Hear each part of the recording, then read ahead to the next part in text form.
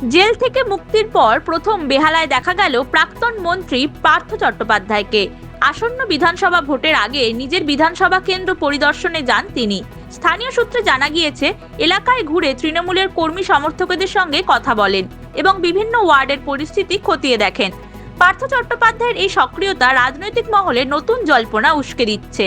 ভোটের আগে তার এই সফর কতটা তাৎপর্যপূর্ণ তা নিয়ে আলোচনা শুরু হয়েছে, যদিও এ বিষয়ে প্রকাশ্যে বড় কোনো মন্তব্য করেননি তিনি। যতদিন পর্যন্ত না সেই আশাভঙ্গ হবে ততদিন পর্যন্ত পতাকা নিয়ে নিশ্চয়ই বসে থাকবে।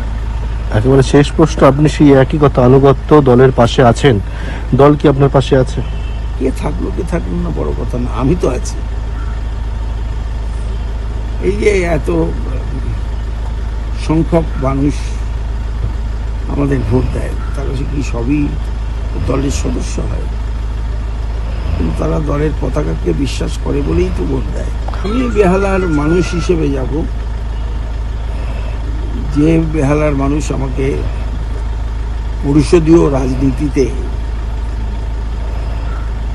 বিজয় তিলক পরিয়ে বিধানসভায় পাঠিয়েছিল, যারা আমাকে পরপর 5 বার একই জায়গা থেকে পছন্দ করেছিল, সেই মানুষের কাছেই যাব। আমি তো বিচারালয়ে বিচারাধীন বিষয় নিয়ে কথা বলতে পারবো না, কিন্তু গণদেবতার কাছে আমার মনোভাব নিশ্চয়ই আমি ব্যক্ত করতে পারবো। কি বলবো বলুন তো, কত লোক এসে ঘুরে যাচ্ছে। আমি বলছি, কেউ বললো আর বোধহয় পার্থদা সুস্থ হতে পারবে না, কেউ বললো আর বোধহয় দাঁড়াতে পারবে না, কেউ বললো যে জেলেই হয়তো।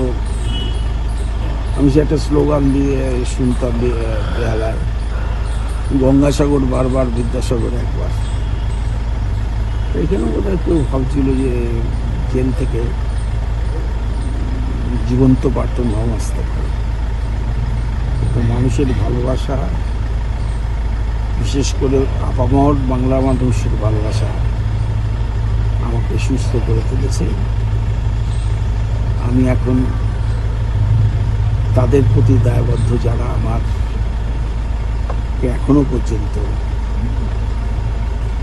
আড়ালে আবডালে কখনো সশরীরে এসে তাদের মনের দুঃখের কথা বলে, তাদের পাশে আমি আছি নিশ্চয়ই।